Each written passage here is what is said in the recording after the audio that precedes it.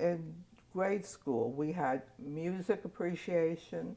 The people of a certain age who can uh, uh, tell you, that what they learned in music appreciation, which was when we learned songs to identify music. For example, this is the symphony that Schubert wrote and never finished, right?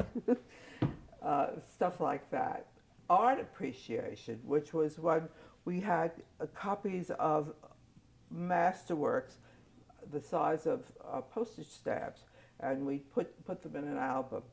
I mean, I don't think they. In addition to which, I was you were not allowed to graduate, girls, unless you had finished your graduation dress by hand. So that was a project that lasted a couple of years, and these dresses were white organdy, and we would put talcum powder on our hands before we touched them. And I think it took 2 years to make, but I have a picture of the dress, and it's very chic.